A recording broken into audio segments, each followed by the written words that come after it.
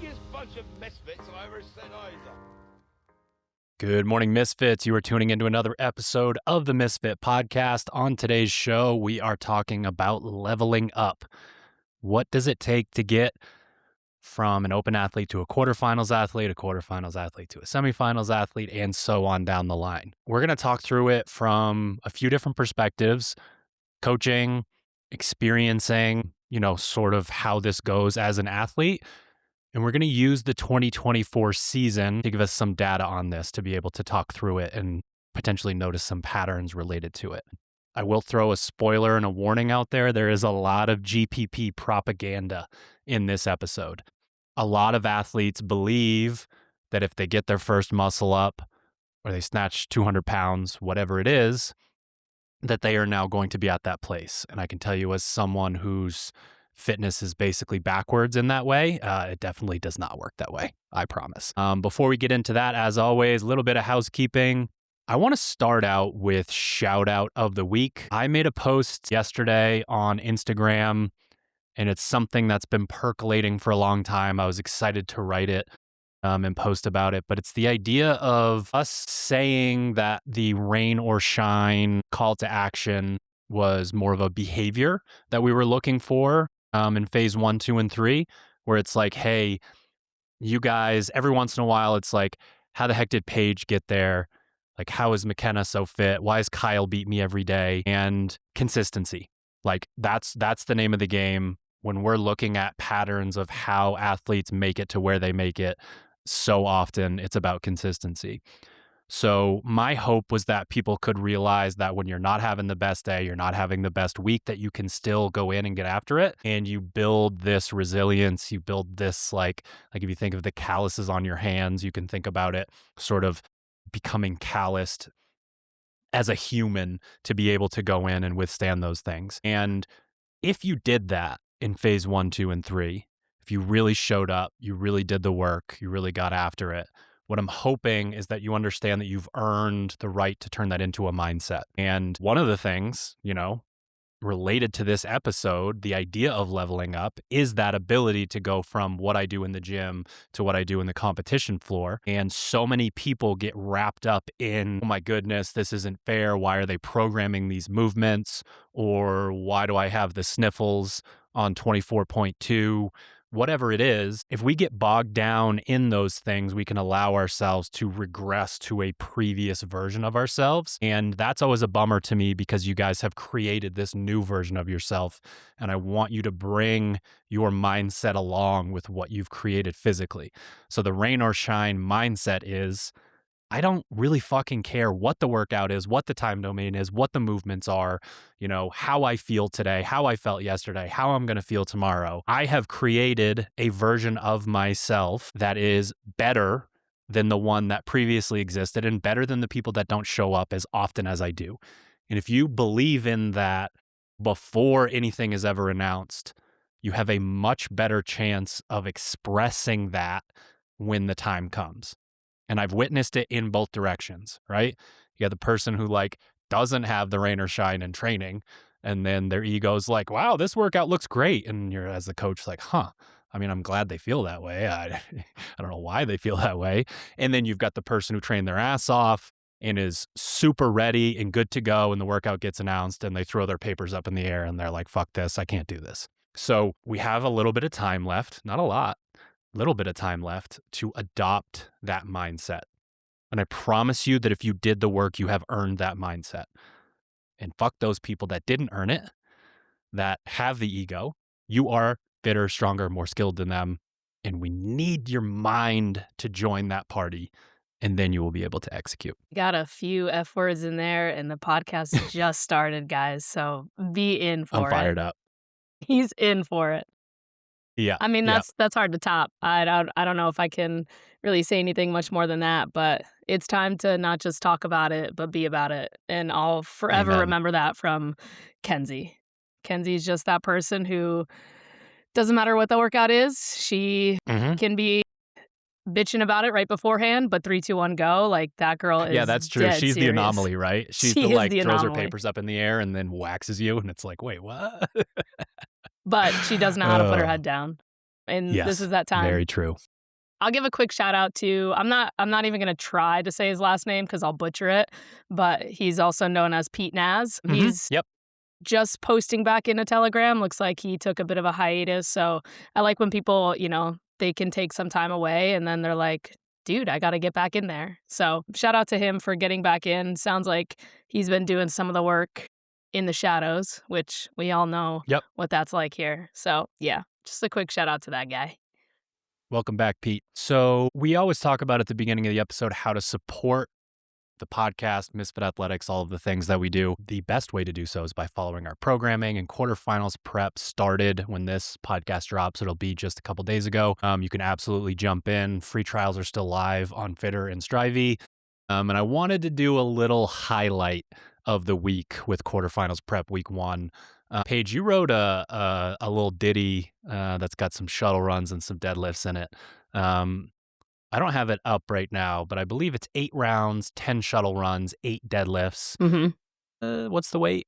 225, 160. 225, 160. Mm-hmm. And she's the one who rounded up to 160. So this is not discrimination. This workout is fascinating because there's like 8 minutes of running and like 8 seconds of deadlifting, but it's still 64 deadlifts at, a moderate weight, and the weight's heavier on the pro program, a little bit lighter on the master's program. And I like it's obviously going to be a stimulus bomb because you're either going to run too fast and be out of breath and going to have to deal with that, or you're going to be running a little bit too slow, crushing the deadlifts, and then you're going to get to push, which is, I think, kind of what we're looking for in this workout. Really good notes, by the way. Do you still have it up? Can you read the Athlete IQ notes that are in there? So it says, Athlete IQ, execution matters here. Prioritize clean, efficient movement and quick transitions between the shuttle runs and the bar.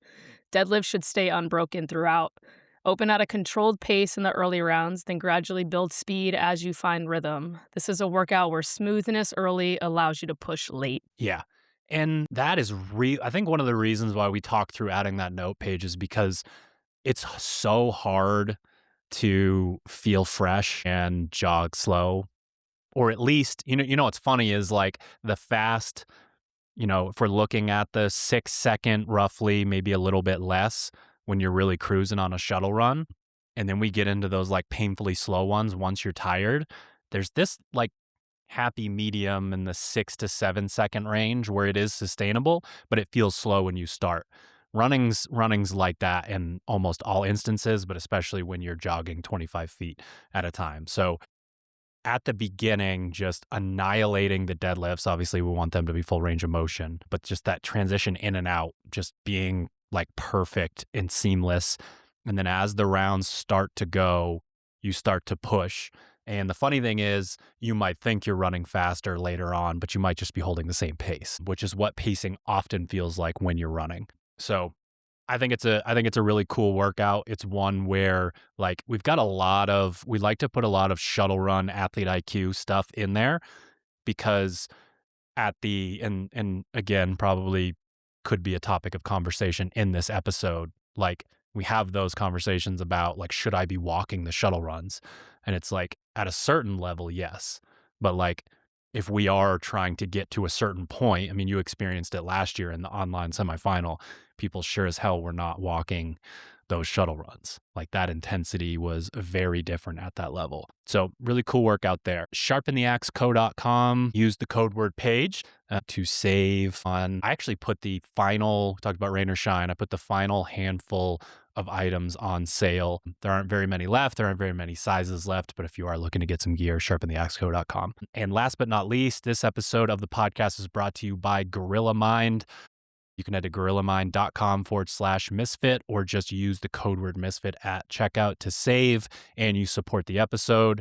Got a little show and tell here if you're on YouTube. So I've been trying to get away from every once in a while, I'll like watch one of those scary videos about like microplastics and I'm trying to get away from those.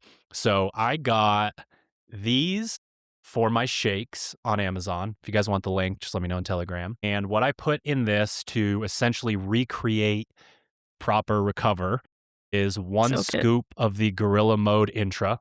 So that's carbs, creatine, and electrolytes. And then almost 2 scoops, not quite, 40 grams of protein of the vanilla ice cream whey. So I put all that in this bad boy. And then flavor-wise, I got to go with 2 shakers. That's why I have this. I dump about half of it in.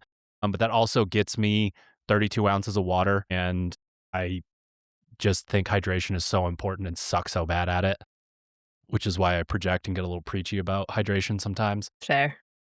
Yep. So intra and whey together, it's still 2 products, but it's a lot better than 4 or 5. And then my other part of show and tell is I have these bad boys for my pills. So they come in like 8 packs. No microplastics there. No microplastics here. And I got a lot of pills in here. I take 2 of those bad boys a day. So yeah, gorillamind.com/misfit. You save on what I think are the best supplements in the game, and you support the show. We get a little bit of kickback there. So I have what you got, Paige? the Cherry Blackout Gorilla Mode Intra. And Okay. just to give a flavor profile, if you've ever had a Tootsie Pop, a red Tootsie Pop, and you get to the end where you're mixing, like, you get like the sugar coating and some of the Tootsie Roll, it's that. Like, it's that to a T. Oh. And it tastes really good. Okay. So highly recommend if you're just like into straight carbs. Gone through the strawberry kiwi yet to be able to get to that good. point. I think you'll like it. That's one thing. Like, I forever was chocolate protein only, but I wasn't really mixing anything with it. I get sick of it though. Chocolate protein is one of those things where, like, your 99th day in a row, you're like, I can't drink this. So switching over to, it never even crossed my mind, honestly, to like the fruity post-workout, like, I down that every single time. Like, it's post-workout, my body wants the water, the electrolytes, the carbs, all that stuff. Especially when I just it's hot find out. it way easier. Yeah, I find it way easier to drink every single day. So I just use the chocolate for my smoothie. All right, let's talk about leveling up. The inspiration for this episode came from, did a lecture at the Roots camp where I basically created a pyramid that was like open athlete level 1 is at the base, level 2, quarterfinals level 1, quarterfinals level 2, and then semifinals and beyond at the top. And I'd given 2 lectures in the past that certainly didn't conflict with one another, but sort of represented different ways of thinking about this. One of them was a lecture called The Natural Order of Things, where it's just like, you have to get better at these things first and then these things. And there isn't going to be a way for you to skip any of them. There are going to be strengths and weaknesses based on your genetics, your age, athlete profile, all these different things, but you can't skip steps. It's not possible. I've never seen it. I've seen people that have progressed faster to certain places, but then their weaknesses are so glaring and obvious. So that one's almost like there is only one path to get here. And then the other lecture is one called Whatever It Takes. And that lecture came from more and more athletes that are remote clients coming to visit me in person and realizing that whatever it takes is different for different people. Some people don't mind doing their zone 2 work. Some people love weightlifting. Some people hate weightlifting.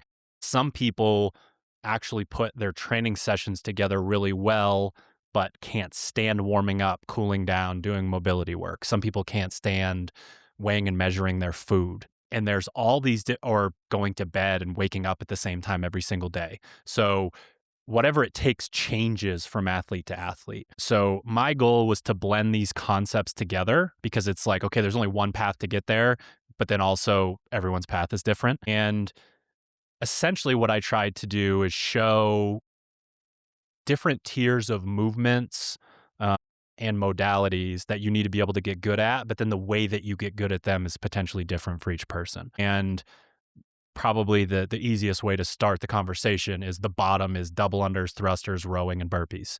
And that's just straight up general physical preparedness. That's, if you are not good at those things, if you don't have the ability to express your fitness when those things come up, the rest of it's going to be a problem for all kinds of different reasons. And we don't need to go through each step of this. I just kind of wanted to explain to you guys, and I can share the graphic in Telegram, but it's kind of the basis for the idea here. And then before we get into how to level up in each place, some of the inspiration for this is also, I had 3 young, like late teens, potentially early 20s. I don't remember exactly. I think it was late teens athletes walk into my gym that ended up being CrossFit Games athletes. So I got to see them in like beginner mode. I got to teach them movements, and I got to watch them go from each level all the way on up to, how are we doing in the open, to are we going to qualify for regionals this year, to when are we going to qualify for the CrossFit Games. And I just tried to think about, like, first of all, I don't want to toot my own horn, but like, it's kind of crazy that we had 3. Well, and very different mindsets in all 3 of them. Yeah, for sure. But what I don't want to do is discount the fact Cody was captain of the football team, point guard on the basketball team, Straight pitcher, athlete. shortstop on the baseball team. Austin had this weird combination of, like, he had the waist of like a Victorian woman who wore a corset for her whole life and is also powerful. And then Caroline's just repping out strict pull-ups, like, outside of her beginner's class. So listen, there is a genetic element. They were athletes before, but they really did, like, each of them had these massive hurdles to get over.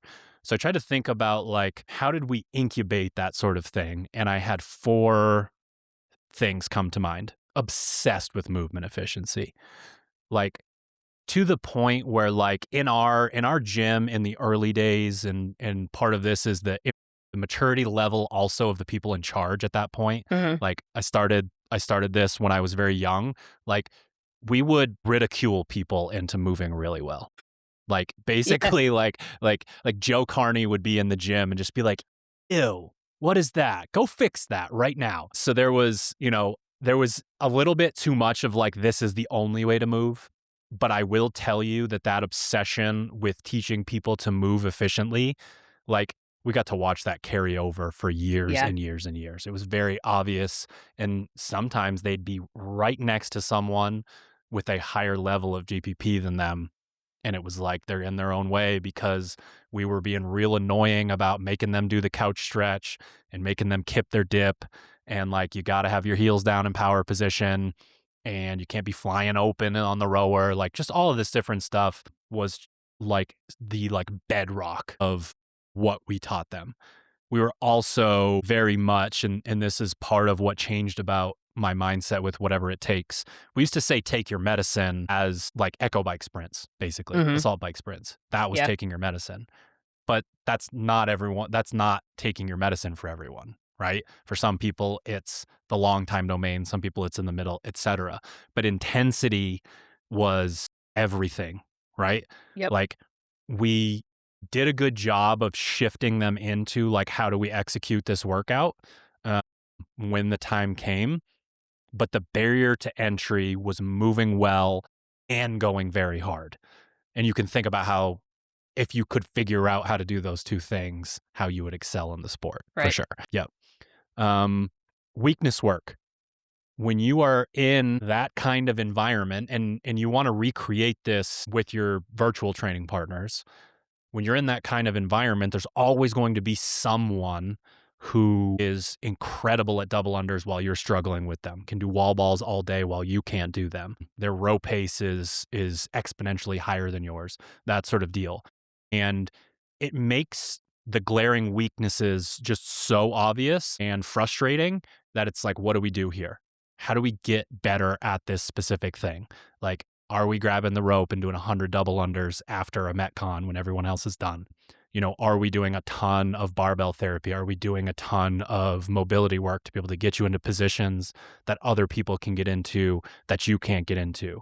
Are we going to, like, bias the shit out of running? Are we going to figure out how to turn someone who looks like they're trying to stomp a hole in the pavement into someone who can be, top at the, semifinals or CrossFit Games in a running event, that sort of thing. But what made this so possible and so special was what the early days of CrossFit gave people in terms of hope. And I call it the power of possibility. We used to refer to it as the 225 snatch rule. No one in CrossFit could snatch 2 blues, and then someone did, and then everyone did. Mm-hmm. And it was just so fascinating to watch people just smoke like triples at 220, and then it's like, he's got 2 blues on. And like, you do like the snatch deadlift and drop it. You're like, I can't do it. It's not possible.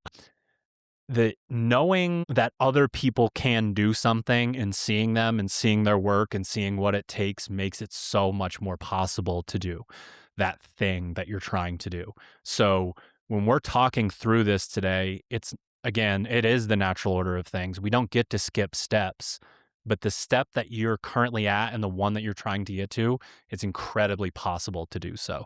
Like, it is very possible for you to get from point A to point B, and then we have to start over and go point B to point C, etc. But knowing that it's possible for you to do so, and knowing that 3 beginners can walk into the same little gym in Portland, Maine, and end up at the CrossFit Games. And it's not like this isn't early days stuff. Like, we got 2022 back here. They both went to the CrossFit Games again in 2023. And Cody could have done whatever the hell he wanted, but he was on the podium, just barely lost to Mayhem one of the years on a team. So I don't want to make it seem like it was the grassroots of fitness time and it was just easier to get there. That's definitely not the case. Like, Caroline came out of retirement and beat a CrossFit Games athlete at a competition randomly. Yeah. So I think I'll add to that just one little thing, and it's the belief system that you have in you, right? Like, movement efficiency, intensity, weakness work, power possibility. We talk about getting from point A to point B, but like, you can get from point A to point E, and you have to believe in it, but you have to believe in the stepping stones to that. Yeah, for sure. So hopefully, this can also be a little bit of an inspiration for someone who maybe doesn't have as much belief in themselves, but you can get there. You can build it. And I had to step in and show these people data and facts about how good they actually were at the times where there were, it was dark because of a single workout or a single thing that happened in competition, that sort of deal. So your support system is also incredibly important related to this.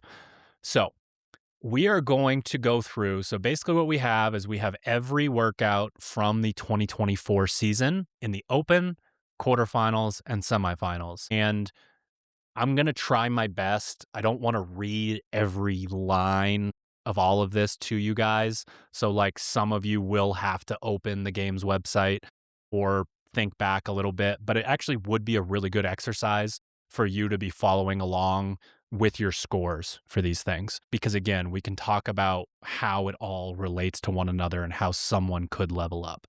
So when we're thinking open to quarterfinals, the number one thing, so if I'm going back to that pyramid there, and it's like that level 2 open athlete needs to be good at gymnastics bar pulling. So toe to bar, pull-ups, bar muscle ups, wall walks, deadlifts, and what I would refer to as CrossFit Olympic lifting, power snatch, power clean, dumbbell snatch, etc. What so many people focus on related to that is they just hear bar muscle up. It's the only word that they hear.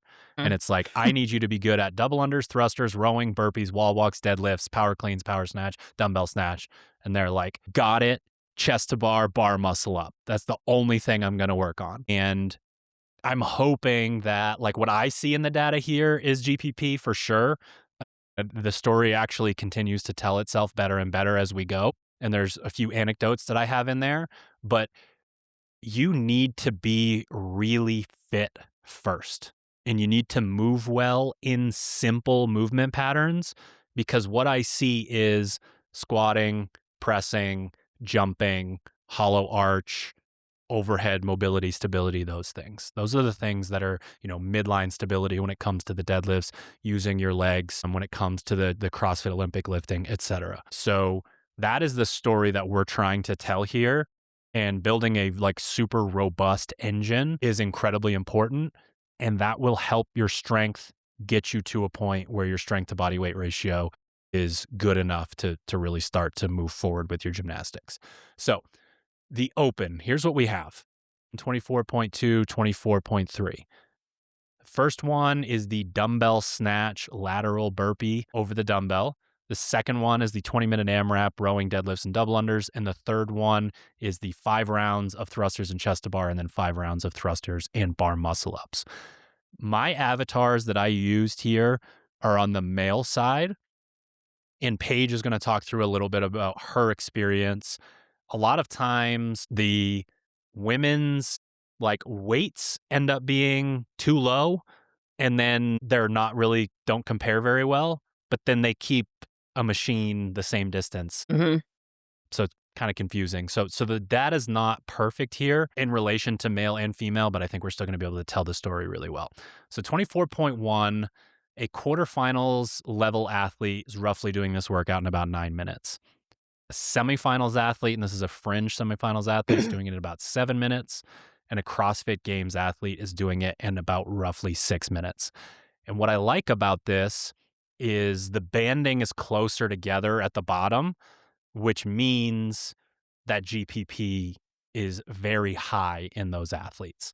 So the semifinals and the CrossFit Games athlete are within a minute of each other, but then we're 2 or 3 minutes away for the quarterfinals. Mm-hmm. And this is very manageable weights and reps and burpees, right? And I scrolled through and there were almost no outliers at the bottom of that quarterfinals level. And I just think this starts to tell, again, the correct story related to this. We think about the skills, we think about the heavy lifting, but then they drop something like this, and a CrossFit Games athlete and I don't want to say a bottom tier because that's kind of really, but 3 minutes is a long time in a workout like this. Yeah, I mean, definitely, I think the separation too comes from having that repeatable high output engine, right? Yep. Transition efficiency, how composed are you on your burpees? There are clear signs of or indicators, I'll say, of what separates these times from quarterfinals to games level. Exactly. So we go on to 24.2, and again, that's the 20-minute AMRAP of the row deadlift double under. The range here is very high. So we got quarterfinals level athletes that are at 7 rounds on this workout, and then CrossFit Games athletes all the way up at 11. And, it's 7 to 9 rounds is what I had for quarterfinals, 9 to 10 for semifinals, and then 10 to 11 for CrossFit Games athletes. Again, these are the male scores. That doesn't seem like the craziest disparity there, but that's because we're talking about rounds. So we're talking about almost 3 minutes a round. Yeah. For that lower level, and we are talking about well under 2 minutes around Wild. for the really high level male CrossFit Games athletes. So again, what could we get bogged down in here? Potentially the double under skill, which I know is a bit of an outlier for some people, and then some people will look at the weight on the deadlift and be like, maybe it's that. If you executed this workout properly, those movements have basically nothing to do with the workout. Yeah. All they did was influence how hard you could row if you did it properly. So once again, we are talking through, and there's a lot of athletes are going to want to know, how do I make it from the open to quarterfinals? And thus far, having the skill of doing double unders, the ability to move efficiently with the deadlift, but at the end of the day, 20 minutes of what is my rowing pace? What can my rowing pace be to allow me to continue to move through this workout? Yeah, there's that GPP propaganda. It's going to be right heavy there in today. your face. Yeah. And again, at a games level, you're looking at finding that sustainable threshold where quarterfinals level, you get to a point where you're kind of entering survival mode because you've started with the wrong pacing or things like that. And that comes with experience too. But again, that base that you have as an athlete with the rowing is really what it comes down to here. Yep, for sure. 24.3, 5 rounds, 10 thrusters, 10 chest to bar, rest 1 minute, 5 rounds, 7 thrusters, 7 bar muscle ups. The weight jumps from 95.65 to 135.95. 15-minute time cap comes into play here because a quarterfinals level male got 7 to 10, so just finishing under the cap, 7 to 10 rounds of this workout. So it was very much like it was almost a little too perfect with the programming. That fringe quarterfinals level athlete needed to be able to do multiple rounds of the thruster bar muscle up. Mhm. And you would think, again, to be locked in on that bar muscle up number. But when I watched people at that level, it was more about how did they feel after the first 5 rounds? Mhm. How much time did they have left, which is obviously massively important, but then also, like, what sort of shape were they in going into that? And it was so obvious when they picked up that barbell that, the first round of 7 thrusters and 7 bar muscle ups where they were at.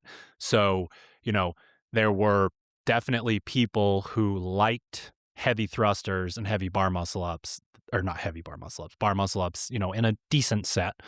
35 of them in their workout is nothing to scoff at, but they were cooked. Mhm.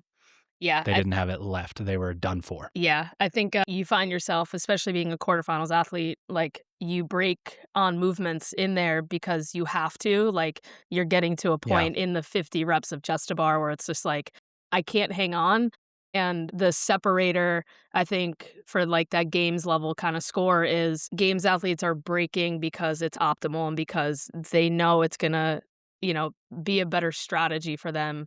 Maybe they don't need to, but again, it's right. optimal. Yeah, for sure. This one was honestly even more eye-opening than I expected. So, like, especially on the men's side, it was obvious that the people who made it to quarterfinals and participated in quarterfinals could do multiple rounds of bar muscle ups. Like, that was very much a barrier to entry.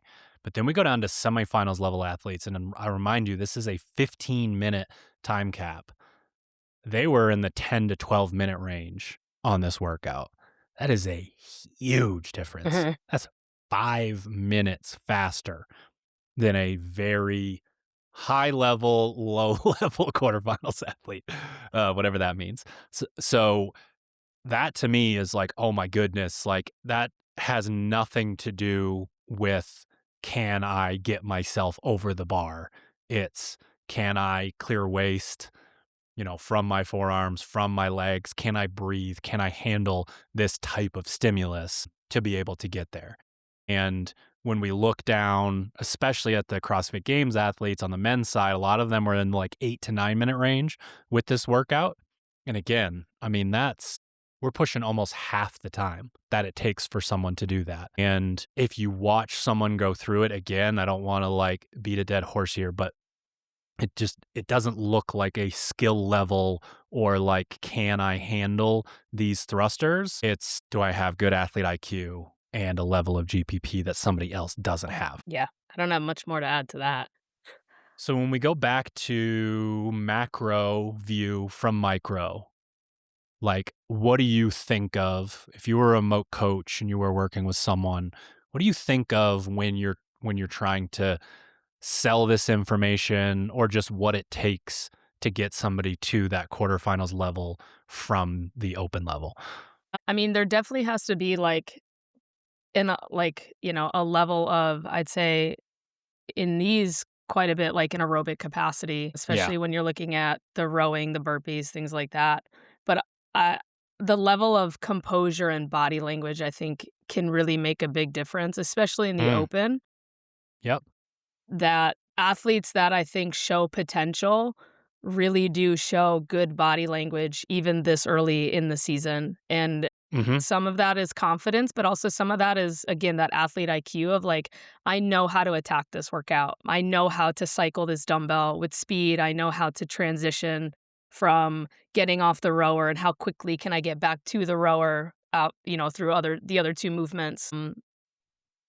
That's a lot of, that's kinda where my mind goes. Yeah, and it's like there's like a maturity element to Mhm. that too, because it can be hard for all levels when the adrenaline's high to stick to a plan, but you do it anyways. And, the coach isn't always right with this stuff, but it is a lot easier from our side of the fence to work through a strategy on something. And actually believing that that's what you're supposed to do and adhering to it is like a bridge to athlete IQ.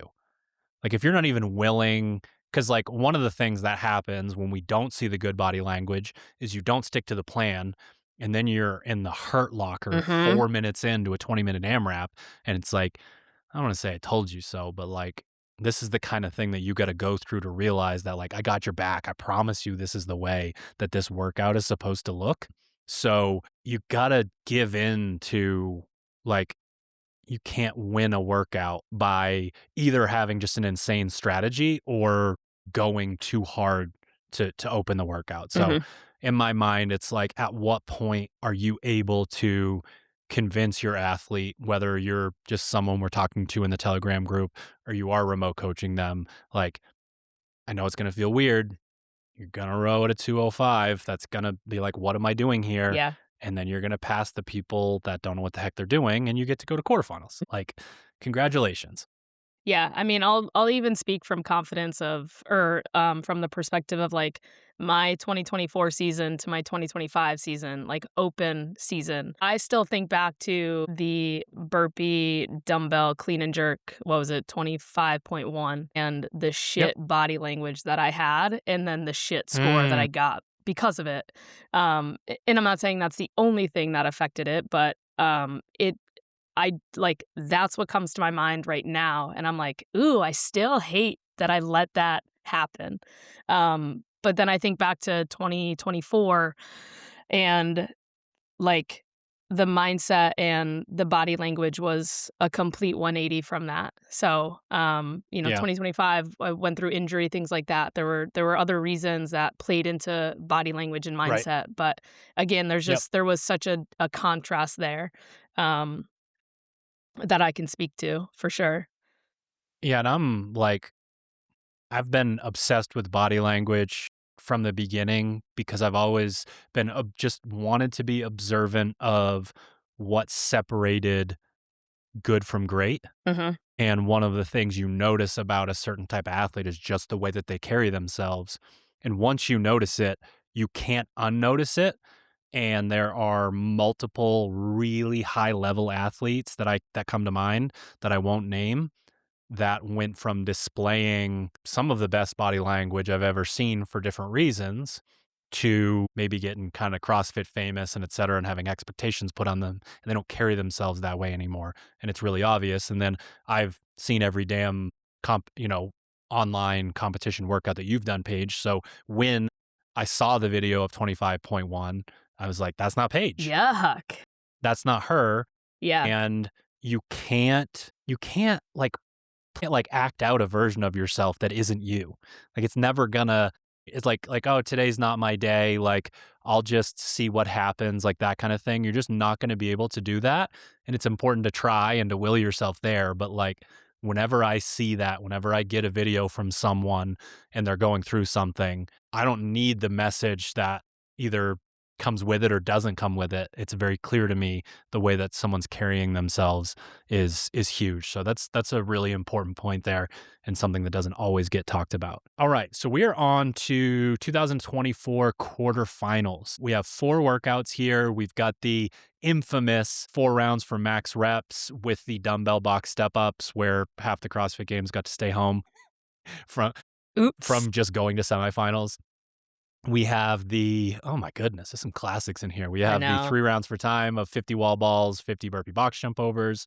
We have the sort of ascending difficulty of handstand push-ups and pulling gymnastics, and then we finish with the clean and jerk, kind of ladder into the max reps. And essentially, again, what we're looking at here is what were the scores on these things, and it's still going to be the same 3 levels. And then Paige can kind of talk through her experience a little bit. So quarterfinals 24.1, 4 rounds for max reps of 1 minute of snatches, 1 minute of rowing for calories, 1 minute of dumbbell box step ups, and then 1 minute of rest.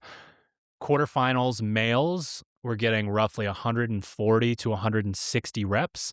Uh, I guarantee you there were some real fit people in there that had a real bad strategy. We definitely saw people even dial back the snatches, just never enough, right? Yeah. That was definitely the one where you could sabotage yourself pretty quickly, especially like if it was a strength of yours. Semifinals level athletes, 210 to 230 reps. That is a staggering difference when you're talking about something that's as simple as that workout. And then again, banded really close together because they're just that much fitter. Okay. You don't need to be very strong in this workout. You don't need to be very skilled in this workout. So the games athletes were 230 to 250 reps on the men's side. So we go from 140 to 250. And again, fitness. Yeah. I mean, you're You looking got to be at fitter. yeah, again, there's that high repeatability, right? Having the capacity to recover in a minute and then have a sustainable pace for Mhm. the 4 rounds of work. There's not really much fall off And it when it was comes to that was a step up workout. yeah, Like when they did and like grip too, right? Like, I yeah. mean, you're Yep. just holding on to things the entire time. I mean, what is like the open one the number one thing that I have listed on Mhm. open athlete level 2 is grip. Right. The amount of grip strength that you need to excel in the sport. And again, comes a lot from general physical preparedness. It's not just, your dead hangs and the more you accumulate reps because you're getting fitter in a workout, that's what's going to make the biggest difference related to that. But like the really high level games athletes, watching them do this workout, um, the step ups were what just blew my mind. Mhm. Like you could tell they were not in a good place and they held on to the dumbbells and kept stepping up anyways Yeah. at a very high rate.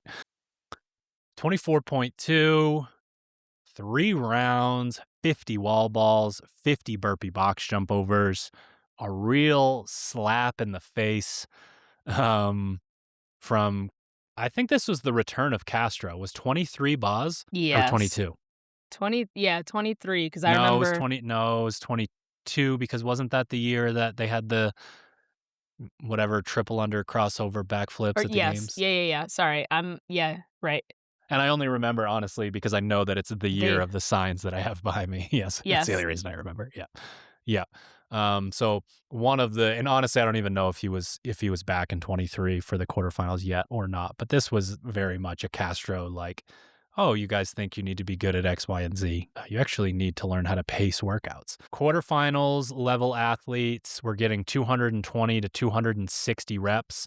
It's a 300 rep workout. And then we'll go the fastest just to create the disparity here 15 minutes for those 300 reps. Not skilled, not strong.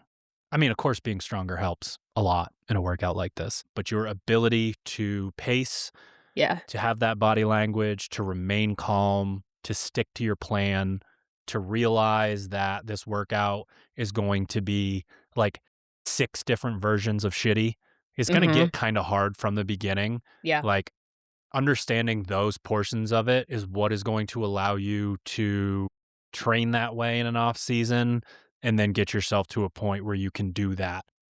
And like one athlete, Brandon True, comes to mind on this. Like this would have been the kind of workout that would have sent him into 14 millionth place and like not a good spot. And we convinced him on the podcast to do sets of 10 Mhm. on the wall balls. And he made it to his first, I believe it was his first semifinal that he had Yeah. gotten to. So athlete IQ is definitely important there. So semifinals athletes, about 16 and a half to 18 and a half minutes on the men's side, and then 15 to 16 minutes for the CrossFit Games athletes, roughly on the men's side. Just such an absolute doozy of a workout. And honestly, a like paradigm shifting workout. The kind of workout where what I've programmed since then, there's been a lot of changes in what I've programmed since then because it's like, okay, when they do this to us with things like the burpee box jump over, with things like the shuttle run, how do we pace those? And an athlete needs the experience, like just has to have that experience. And, you know, one of the things that I noticed was some of the athletes that I knew that did some like a couple more online qualifiers than others over the years typically had a better time in a workout like that because they had just been, just by expanding how Experience. often they're competing, have the experience of like someone has thrown, the turd in the punch bowl of like at least one huge set of burpee box jump overs, probably not 50, but they know what it feels like. They know how painful it is to maintain a, kind of a moderate pace throughout that sort of thing. So experience comes into play here for sure. But we're still, we're about to arrive at a place where we're going to have to defend our thesis these next 2 workouts for sure. But to this point, arriving here, what you were able to do to be able to really push, got to be super fit. Yeah. You got to put the time in. If you look at, the one that comes to mind is Fee. Like Fee's a ninja on burpee box jump overs. But like, she was super impressive on those step ups too. And she's like, yeah, not large. yeah. But like, I think what you would notice is if you separated all 3 rounds, her burpee box jump over cadence was probably the same from round 1 to round 2, and then maybe even a little bit faster in round 3 because she knew that the end was near. But, you get into a quarterfinals athlete, they feel so good in round 1, and they're real sad in round 3, and that's kind of where that big drop-off happens. And a lot of that, again, I think comes from, 1 is pacing, 2 is body language. Like, you just gotta know that you're in it for 150 burpee box jump overs, and you gotta know. I'm glad you brought that up what because, that man, pacing I was saw like. some epic meltdowns in this workout.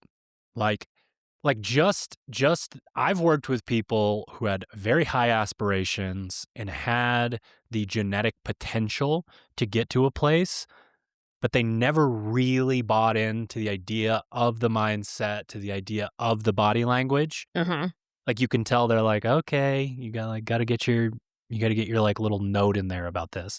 But those were the people that I watched crumble in this workout because round 1 was really hard and it took 5 to 8 minutes and you had 2 more of them coming. And it's like, if this is this bad already, where is this going to go?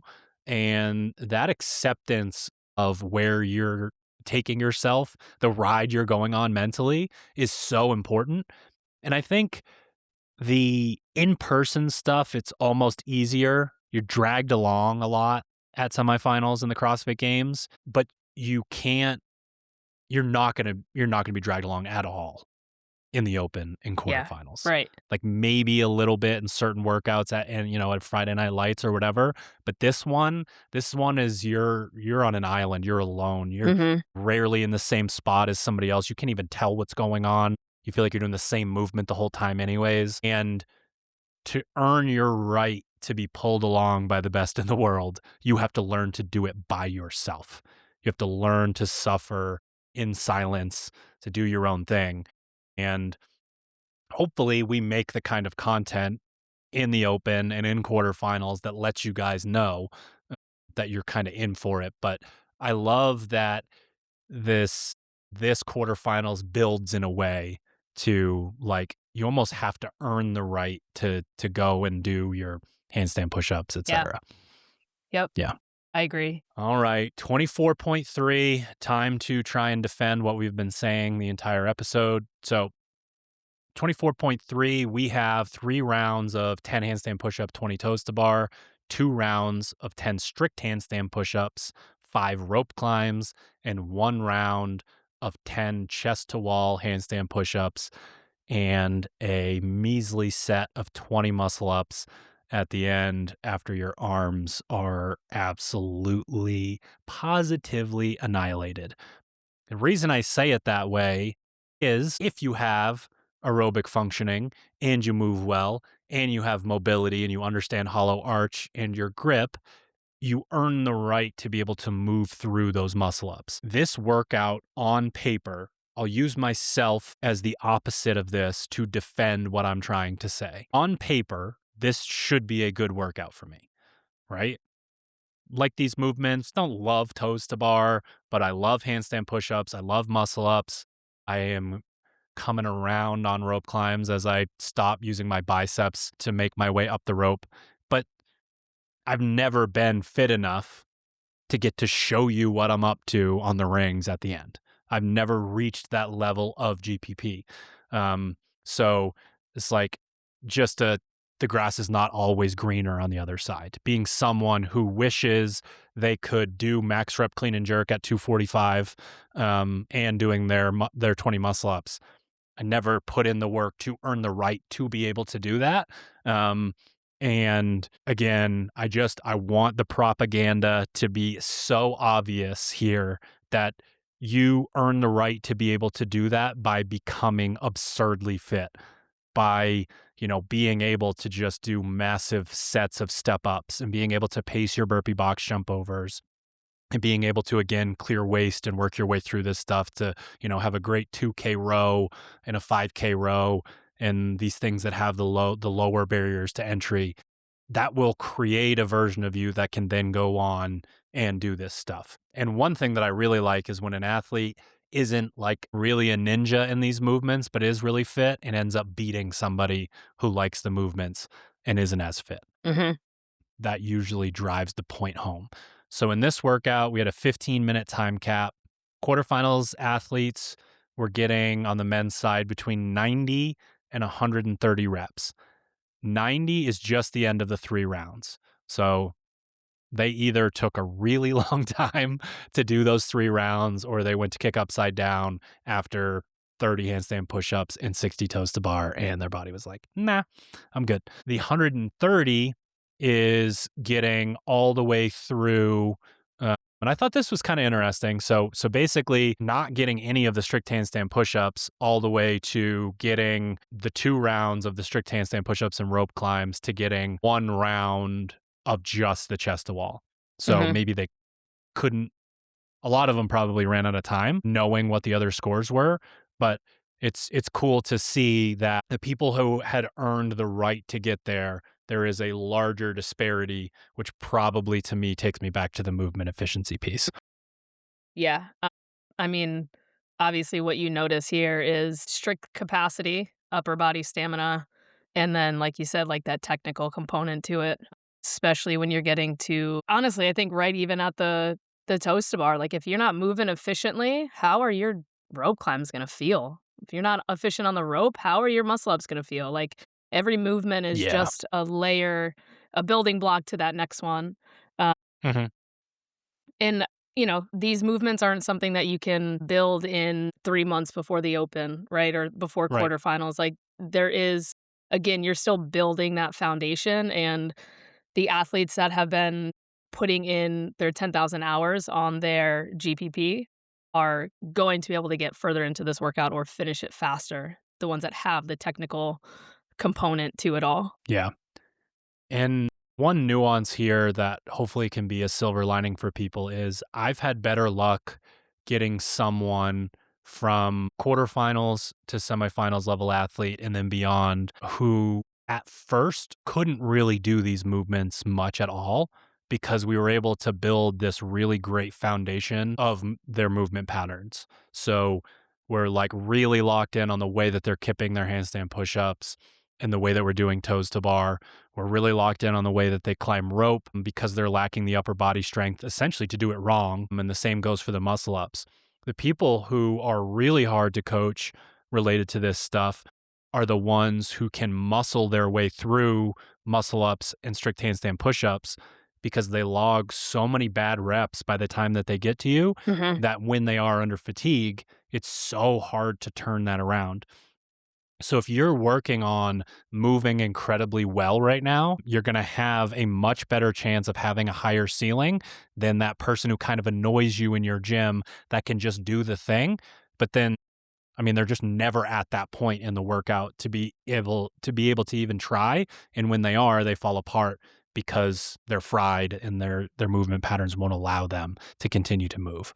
Yeah. I mean, if I looked at this workout in 2023 and not 2024, I'd be like, I'm not finishing it. The only movement I like in there are the muscle ups, and they're all the way at the end. So like I really would have to earn my right. Even in 24, like strict handstand push-ups, regular or chest to wall, they've had to become an obsession for me. Right. And just, Yep. kind of circling back to that conversation of like we went over the tiniest details for me to try to clean them up, Hmm. and Yep. now I get into them and I'm like, I don't hate them, and my body language is even much better about them. So, Of course. like, it's just you gotta have that that foundation. You gotta take the time to obsess over the Mhm. movements to earn your right to get to those muscle ups. I think back to, and this is weird because it's mano a mano, like that part of it is challenging. You're very much in competition with yourself, right? Like I'm standing in the batter's box, I'm looking at another person trying to throw the ball past me. And in this instance, you're staring at like a wall or wooden circle, Mhm. you know what I mean? Or a metal pipe. But the idea of me ever, and I did this plenty of times, stepping into a batter's box and being like, this guy's throwing 85 miles an hour. Like, I don't stand a chance. It is crazy how bad you are in those instances when you don't believe that it's possible for you to do so. And there would be a moment where, like, I can think of one where we were facing this like really high level pitcher and he was really wild in warmups. So in the dugout, they were like, you got to take at least 2 or 3 pitches because he's probably going to walk you. I'm down 0-2 immediately and then a strikeout. Like 3 pitches, boom, boom, boom, I strike out. The next time I go up, I was so angry that I hit the ball potentially the furthest I ever had because I was just there doing my thing. Mhm. I wasn't like, oh, this guy's, a lefty and I'm a lefty Yeah. and it's like this huge problem. And that's a thing that I carry with me. Like if you're approaching the wall and it takes really great positioning and it takes like, I'm going to move fast or I'm going to come down, it takes all this stuff and you're like, I don't think I can do this.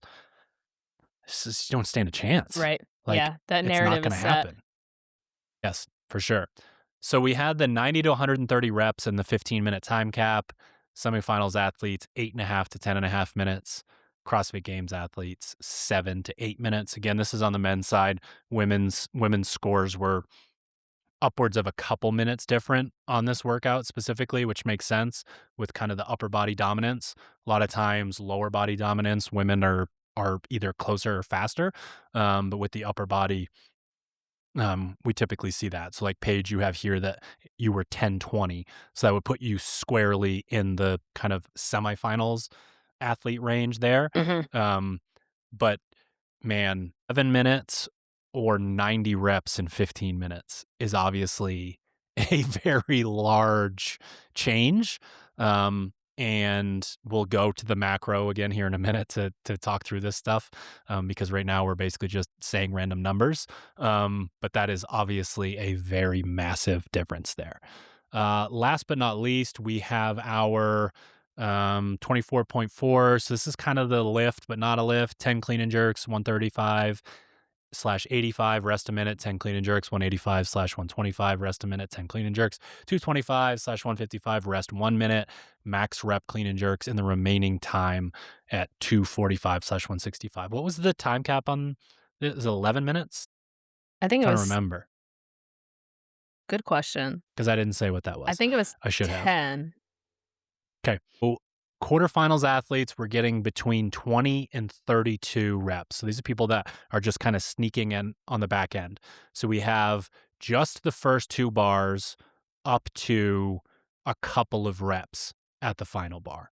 And we have 44 to 56 reps, the semifinals athletes. So the 44 to 56 reps is going to be 14 to 26 reps at the 245, 165, and then the games athletes 57 to 66. So many This is reps. one where the women's scores were crazy. So Paige was 60th with 62 reps. She did 32 clean jerks at 165. Stupid. That must have been fun, Paige. Well, luckily I was with That's McKenna for wild. all of these, yeah, and McKenna Okay. got more than I did, so Yeah. Oh, I remember that. I remember that well. You guys were hurting. she was bruised, like, for days. Yep. Yep. And again, plenty of strong people. Like one cool thing about the Misfit Gym Portland related to this stuff is you get a lot of people that are playing along that don't really care. Mhm. They're just like, oh, I qualified and you want me to come in and do this thing and I guess I'll do it. And like sometimes they signed up, sometimes they didn't, sometimes I had to give them $20, that sort of thing. But you saw a kind of like slightly strong person bury someone who was strong and not fit in a workout like this, which is, again, just fun to see because there Mhm. is like, as you make your way through this workout, it's gassy. It Yeah. gets real gassy. It gets tough to continue to do that. The movement itself is so dynamic, and they kept it in that power clean to push jerk kind of range for most people, where again, it became so gassy, and why in all of the podcasts that we've done recently, I've refused to call it just a lift. So again, big disparity here with these reps. We're talking people competing, getting anywhere from 20 to 66 reps, which if we're talking about an ascending ladder, being huge. And that brings us to the macro conversation of what does it take for someone to go from quarterfinals level to semifinals level. And there is very clearly a level of dedication into the little things and to the stuff that happens outside of the gym that has to be addressed. It's not going to be possible anymore for your like genetic freak friend in the gym to make it there. They're Mhm. going to end up being a mid-level quarterfinals athlete until they get to a point where they are following the program that they should be following. They are sleeping the amount that they are. They're fueling themselves properly. They're paying attention to weaknesses, whether that's a specific movement, time domain, machine, or mobility, that sort of thing. So the leveling up when we are going from quarterfinals to semifinals, as you work your way through, is very much about changing a lot of behaviors that aren't directly related to fitness. Mhm. And of course, there's so many rungs on these ladders. Like, we don't have the time to do a 6-hour episode where we say, like, okay, 15,000th place to like 3,000. There's a huge difference. Yeah. But as you can start to, like, what I love to do for people that are struggling with this is go to their games profile, look at how they've progressed over the years, how their open finishes have improved, how their quarterfinals finishes have improved.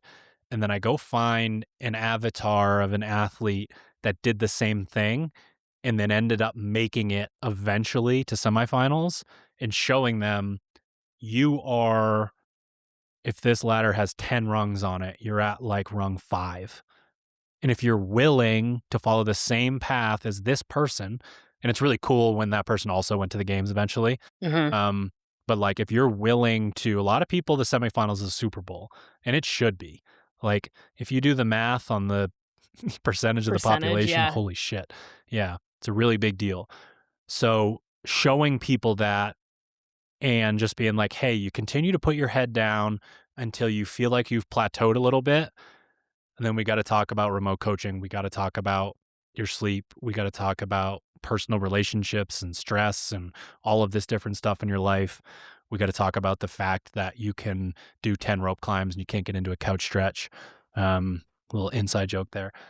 So again, like, the biggest thing about that leap, we talked about all these details related to these numbers, and it's like, your ability to do all of these other things probably lies outside of the gym in many instances. Yeah, Like, when you 100%. made that change for you, Paige, like, I know it's been a while, but what what changed about what you did, how you trained, how you carried yourself, etc., in that transition? Yeah, I mean, there was man, I could even think back to, like, 2016 when I made regionals and 2017 and just the small it's actually kinda neat to think about, like, the evolution of what it took to become a games athlete. But Like, yeah, even for in sure. 2018, there was still a lot of immaturity on my end of, like, how to approach training, how to approach the lifestyle of it, but Yep. it is quite an overhaul. Like, your sleep routine becomes something that needs to be super consistent. The way that you're eating, don't have to be super strict about it, but you can't be an asshole about it either. Um, Right. you know, Well, a the lot of times it's like, is there enough of all yeah, of the things? yeah, right. And then it was like if I like, kind of developed a good sleep routine, like added that on, but then I eventually removed something that was bad as well. So like Mm. frequently going out Addition and by subtraction. yeah, like frequently wanting Yeah. to go out to eat and maybe have a glass or two of wine while I'm out. Like that was almost Yep. weekly, was more removed. And if I went out to eat, it was all right, I'll have a water or a Diet Coke. Like it changed and there was still some moderation, but it needed a complete overhaul regardless. Like you can't get by, especially now, you can't get by with any type of shortcut. And that's a commitment and that's something that you have to actually like figure out if it's practical for you because especially like I think of a games athlete that is going to go full time and compete. I think of McKenna, who is, really making a commitment for it and has the means to do that. And then I think of someone like Kyle Moline, who is trying to make semifinals, if I'm correct in saying that. Yeah. And he works a full time job and he has to balance those things. But he's finding things within his day to day that match the lifestyle of what it takes to compete at a semifinal level, which is fun to watch. It's fun to hear like the changes people make or see the support that they have. Him, I think I don't know if they're married. Girlfriend, Caroline? Married. They're married. Yeah. Okay. I thought so. But yeah, I mean, it takes support as well. 2024 was my best year, but also I wouldn't just say it from a leaderboard perspective. I'll say it from a how I felt perspective of like, Yeah. I've removed things that weren't good for me and I added things that were very good for me. I went to bed consistently at 8:30, 9 o'clock so I could get up at 5 a.m. to go train with McKenna. We were together for 3 hours getting in solid training. I removed relationships that were not good for me. I've removed social interactions that had negative impact. So there was both like bringing in and removing that made really, really positive changes for me in 2024. And a lot of that stuff creates space for the other stuff to just feel more natural. Like when I think to 2024, and I've thought about this before, I mean, that was by far the most communication that you and I had related to feedback about programming. Because when you get down to programming phase 1 hatchet is very different than programming CrossFit Games prep for a very small number of people because you can almost tailor the program. But even at that point, it's like, what's working, what's not working, how do we adjust the programming moving forward, that sort of thing. And that, again, creates space for a lot, creates space for consistency. Like, that's the part of it where I see some of the biggest issues. The year becomes segmented for people, and it's not always on purpose. Like some people just love to travel, and they miss like some really important, especially in terms of timing, chunks of programming that are like, okay, like this is finally where you're going to put yourself over the top and then you're not training, that sort of thing.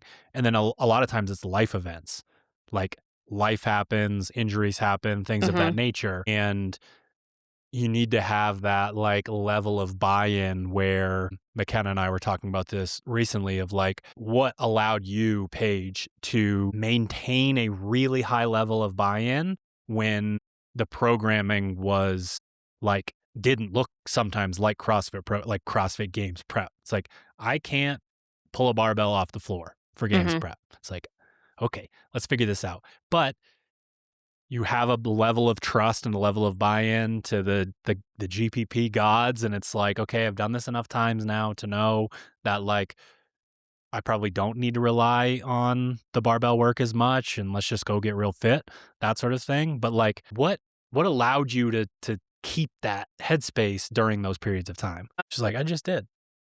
Kind of, but Yeah. you and Gabe helped me keep a good narrative in my head. That was the first thing. Yep.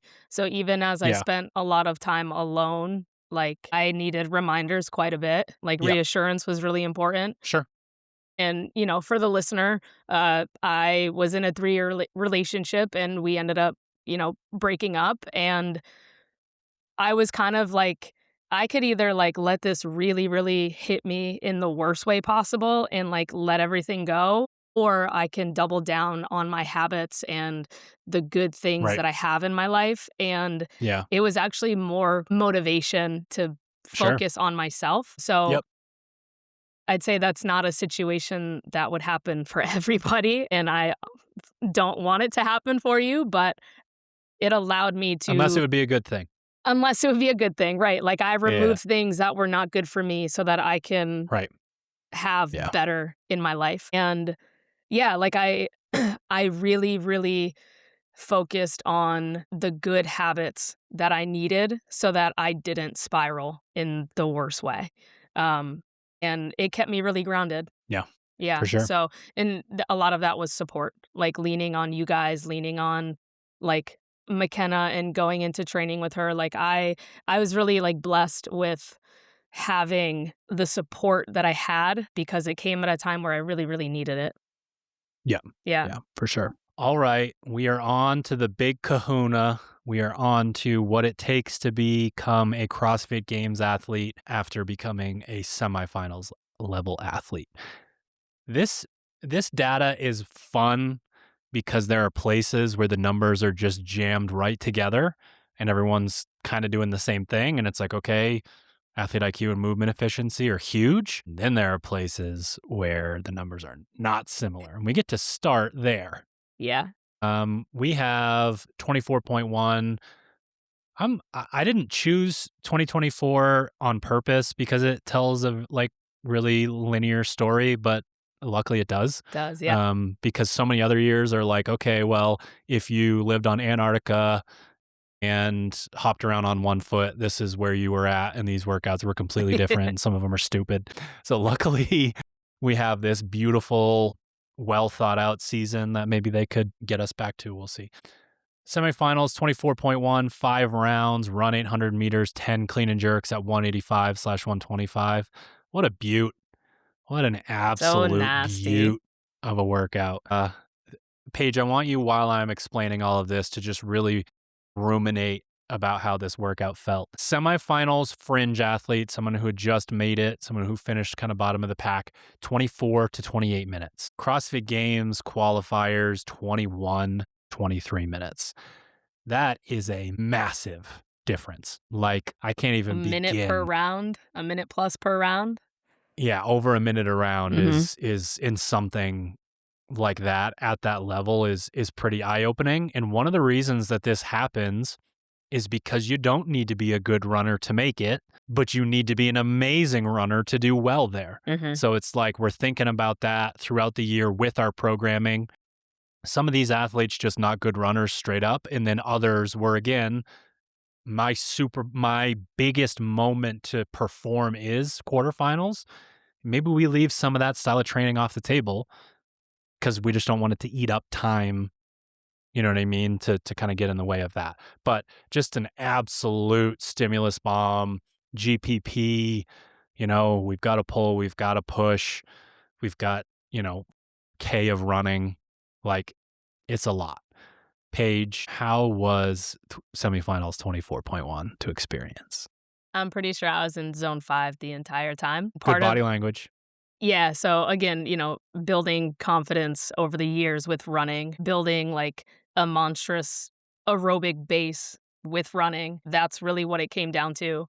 And it wasn't a matter of just holding on. Like, there was no surviving in this. It was like you were competing up until that rep of clean and jerks. Like, I remember the 5th round, Amanda Barnhart comes in, 10 touch and go reps, and I literally finished like half a second before her. And I look and I'm like, holy shit.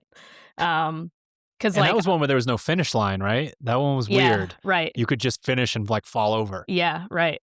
Yeah, they're in that big square. But yeah, I mean, and again, part of that I think is the experience too of like, we know, like, games athletes know that to get to the games, you have to run. And coaches know that. So like, you're building that aerobic base for quite a few years already. And I think that is a huge experience piece from a games athlete to a semifinals athlete. Yeah. I always say there's the old Russian saying, to press, you must press.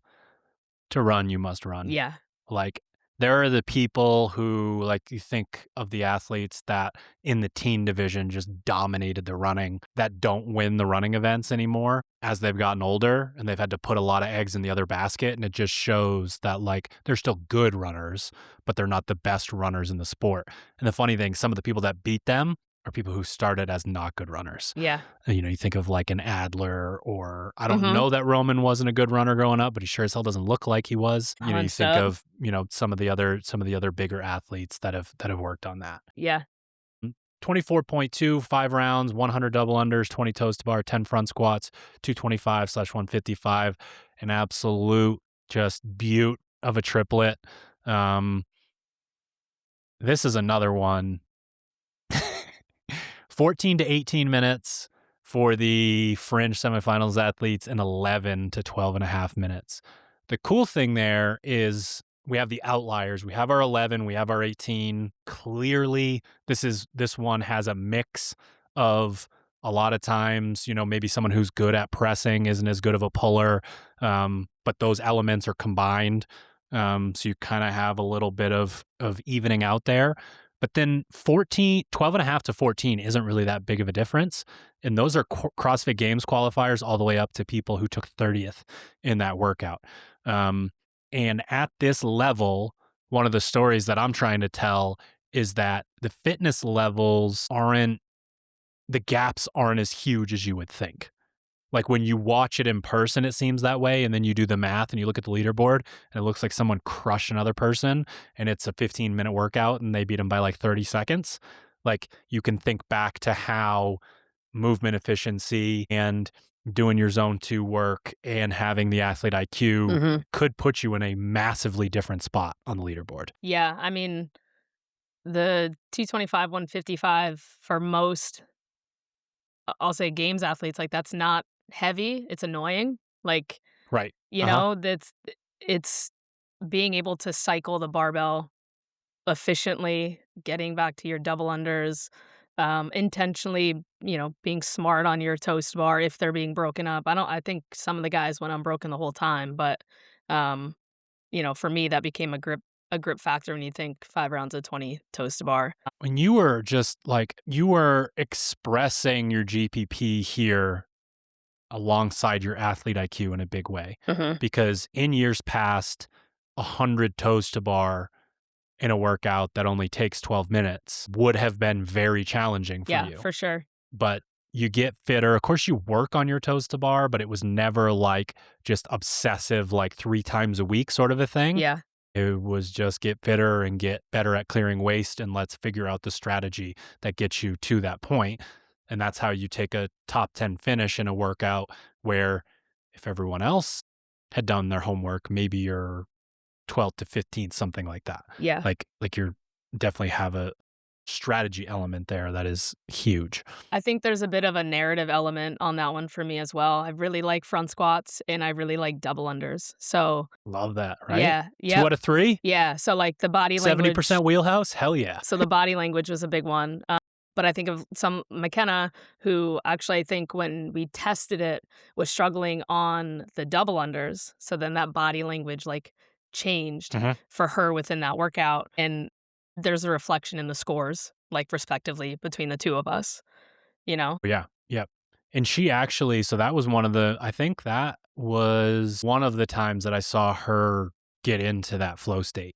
Yeah. Because we tested it in Maine, right? Yeah.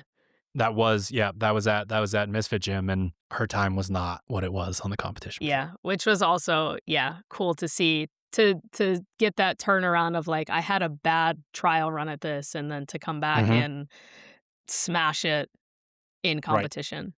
That's hard to do. Yeah, that's one where like we'll do an episode. I don't know if we've done one before, but just that idea of the information gathering that you can get. Like I'm watching this and I'm like, this ain't the strategy. But it's good that we know that. Yeah, this was the second workout, right? She was 14th. She was not even a minute behind me.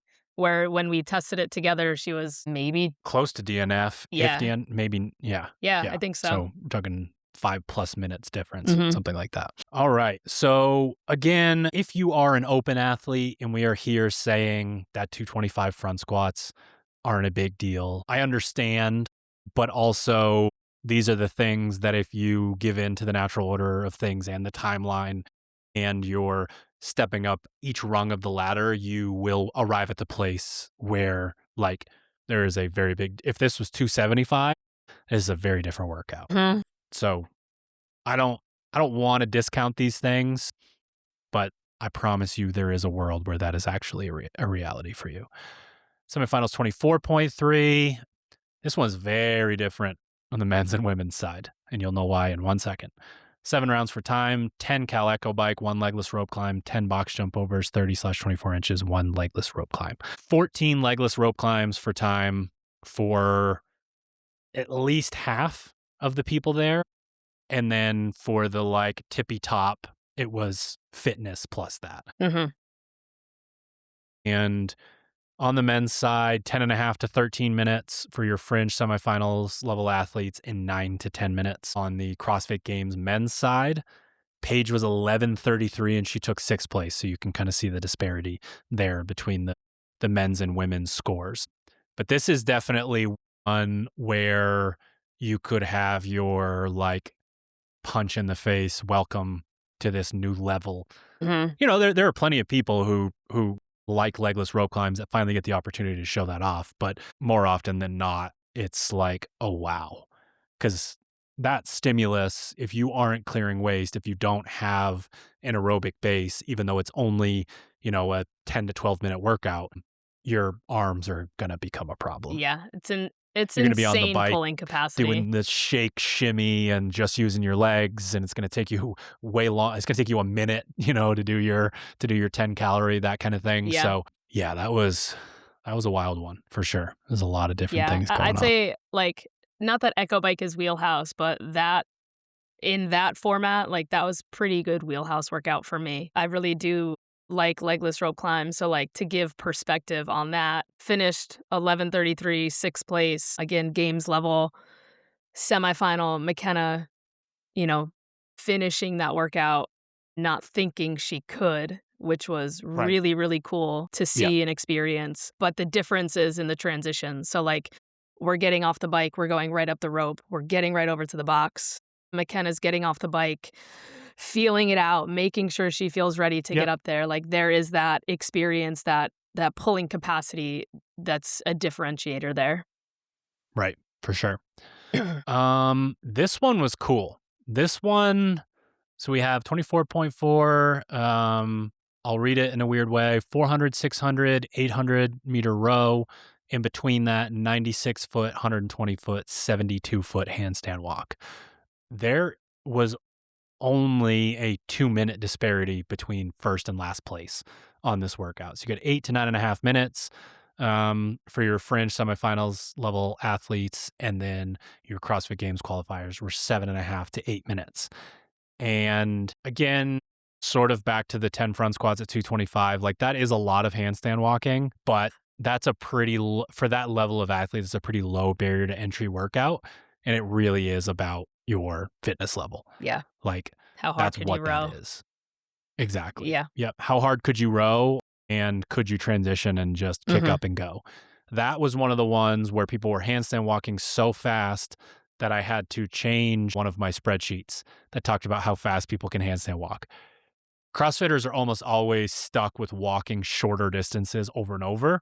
So when they have the opportunity to go walk all the way Length. across the competition floor, it's like, shit. Yeah. Some people can cruise. I think this was the year that really showed that too. Like, now we're seeing it more often than not that, like, Right. speed in your handstand walk really does matter. All right. So we are 90 minutes into this episode. I am going to go a little bit faster now. So we're going into the snatch ladder, 10-8-6-4-2, going all the way from 185/135 to 265/175. The only thing that I want to put out there, so semifinals fringe athletes, his time cap is 11 minutes, about 9 to 9.5 minutes on the fast end to getting capped. And then CrossFit Games athletes were 5 to 7.5 minutes. But one cool thing here, we have it in the previous one, Paige took 26th in the row handstand walk workout, qualified for the CrossFit Games. Jason Hopper took 18th in the snatch ladder. And again, you would think about him being a bigger athlete, being a stronger athlete. And I don't remember him struggling to qualify that year. I don't think he so. was in one of the spots that was down there. but you would have the narrative that he's this big, powerful athlete, so he would rely on getting as many points as possible in this to make up for, say, how he would do potentially in a running workout or a workout with a lot of toes to bar or whatever. But that's not the case. He took 18th in this workout and was still able to qualify for the games. So just pushing back once again at the narrative of I got to be able to snatch God knows how much weight, and I got to be able to do 30 unbroken muscle ups or whatever it is, versus I need to be able to go run 4K and clean and jerk a moderate weight barbell 40 times in 20-ish minutes, something to that effect. 50. That was a good one for you. Yeah. God, that takes me back to 2016. That was a repeat. 2016, I got, I think, 3 snatches at the third bar of the 5. And then here I Okay. finished it in 5.5 minutes. So that's a Crazy. really, yeah, that's cool. That is cool That's to crazy. see. That. We have the grand finale here, one of the inspirations for some of the sprinterbles you lucky misfits get to do in quarterfinals prep. 30 cal echo bike, 15 muscle ups, 72 foot double dumbbell walking lunge, and the farmers carry grip hundreds and 70s.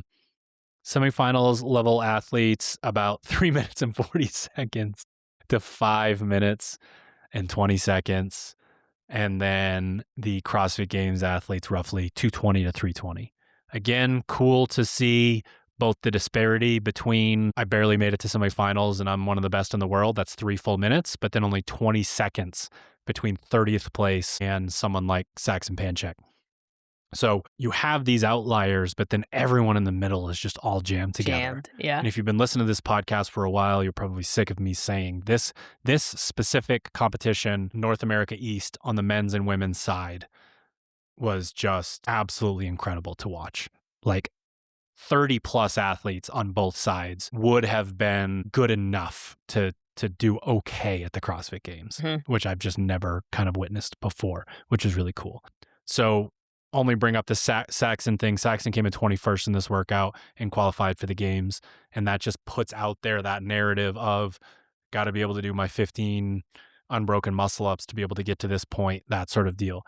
And the funny thing is, a lot of in a workout like this, it's just long enough that a lot of your fast twitch athletes blow up. I remember testing famously, oh yeah. Yeah. I mean, famously the Tyler Christoffel has that ability to kind of go there, but those finals workouts were always tough for him. And I think this was one of those ones where he had a tough time and slid out of a spot. And they put these at the end and they look great for you on paper, and you probably did pretty damn well in testing when it was in a bubble and it was in your gym and you got to decide what your training looked like around it. But then your ability from just a straight up fitness level to arrive at a 6th workout of that intensity with that adrenaline, with the crowd there, not sleeping in your own bed, just staring at bowls what are of the rice. points like on the like, leaderboard? Yeah. Yeah, there's a lot at play there, and you end up not being able to execute there because it's so much more about your level of fitness, your recovery protocols. Are you able to eat? Are you the kind of person who just stares at the leaderboard the whole weekend and doesn't go out and execute, that sort of thing? So that was one where you can start to see how someone who would wax you in that fresh can just absolutely fall apart, because they design those workouts you have to make these really big decisions in them. And of course, Tia picks up the dumbbells probably first and then wins. But almost everyone else who got there around the same time ends up failing those reps because they didn't pace the first few properly. Yeah, it's one of those too where it's like, okay, that's 72 feet of walking lunges. How many people fell apart 60 feet in or in the last 6 feet of it and had to drop them and step back and have to redo that last inch essentially in that workout and lose so much time? Like it's the sweet spot, and they program it this way for a reason. But I wonder how much ahead. plays mentally, right? Like, you're 6 feet away. That's where I was going. Yeah, exactly. Like it's such a mind fuck too sometimes, but it's like maybe you just I don't didn't practice as with an athlete, 75-pound dumbbells like we did. I don't get it. Yeah. I can't. That is the most like fat guy on the couch with the Cheetos, the Cheeto dust and the crumbs saying I would have gone unbroken or I would have hit that 3-pointer, I would have done etc. That to me, when people do 99% of something and then fail, I can't wrap my mind around it. I can't ever like I think back to some of the workouts that have ended with 135 thrusters in the open or in quarterfinals, and someone fails the last rep. I'm just like, what happened in your childhood that made you this way? What the fuck? How could you do? There's no way you can't do one more. That doesn't make any sense. That's my ultimate. And of course, I can't even get to that point in the workout. I need to shut the fuck up, but I can't. Yeah. I just can't put myself in a headspace of like, I'm going to the CrossFit Games. If I do 2 more lunges, I dropped them. Right. What? There's no way that this is the exact moment. And of course, let's be realistic about it. Let's talk about how you would fix that as a coach or as an athlete. That is body language. That is headspace. That is belief in yourself. That is belief that you are deserving of that place. Yeah. Like there's a lot to it. But man, I don't understand. The only one I'd really, really like understand is like double dumbbell overhead walking lunges where like your capacity of like Yes. holding something overhead is completely gone. But it's like, if it's just like more of when it's really the dumb to go will to do unbroken it. and you try to, Yeah. that is like that's one of those movements, right? I can totally understand someone failing their 14th or 15th muscle up if they try to go unbroken because it's like you shouldn't have done that anyways. Yeah. But like if they're cruising through 654 and they look beautiful and then they fail the 15th, it's like, please don't. What are you doing? Why are you doing that? Why are you doing this to me? Okay, so we will try to be quick. Maybe we will be, maybe we won't. Semifinals to CrossFit Games. I'm going to let you go first. This is obviously a big thing. And to me, it's it's almost like an extension of the same thing that we just talked about. But I'm interested to hear what you think makes that possible for somebody to do. I think, GPP wins. Like, you gotta continue to build that base if you want to level up.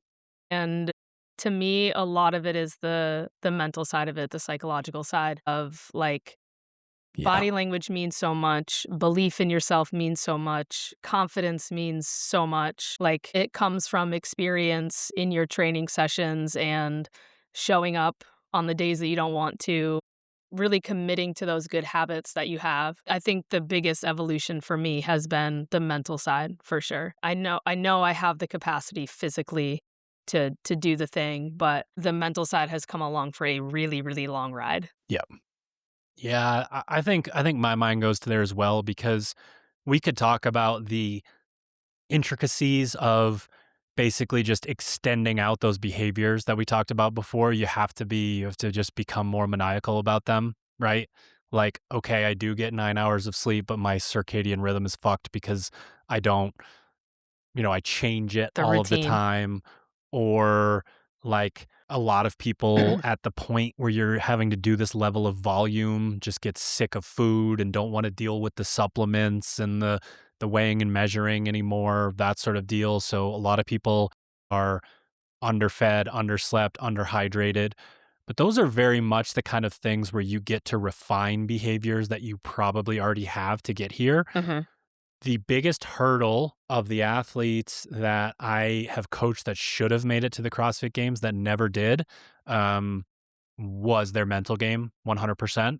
And then, Caroline specifically, going from the kind of athlete that this is where fuck you me came from.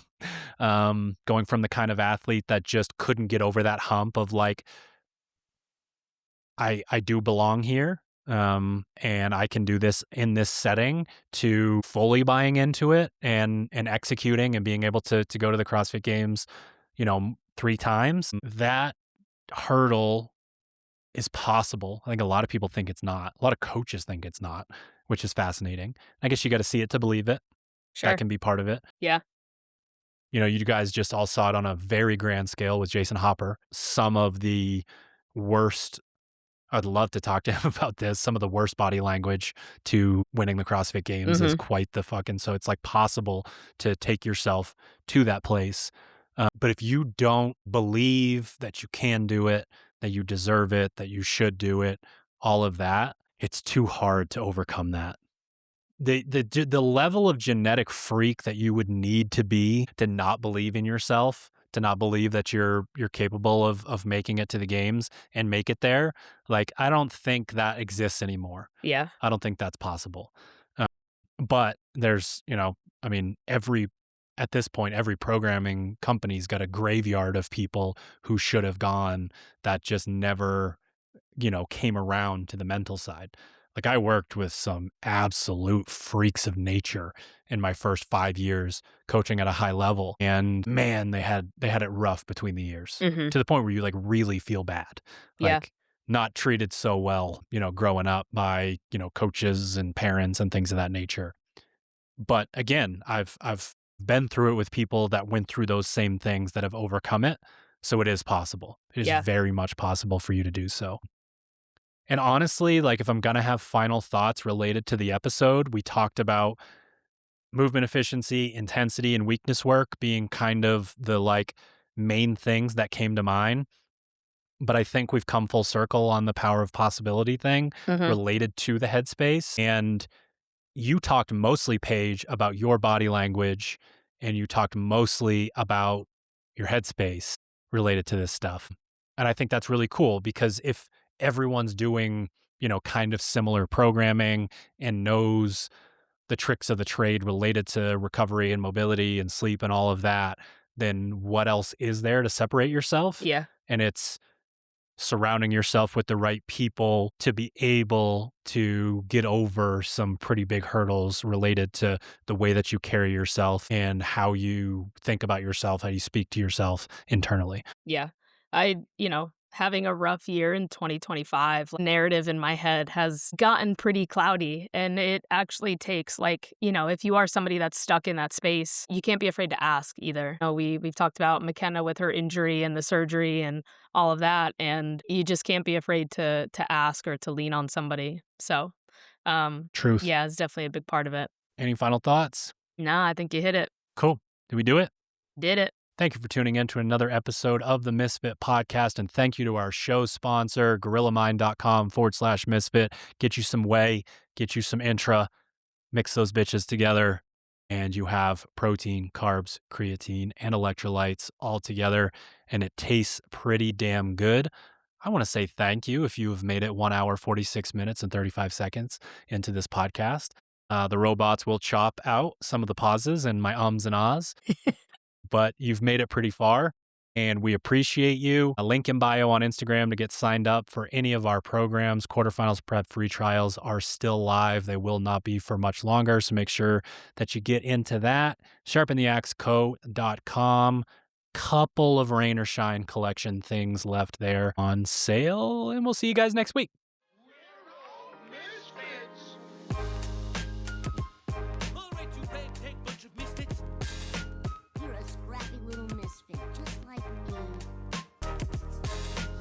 Biggest bunch of misfits I ever set eyes on.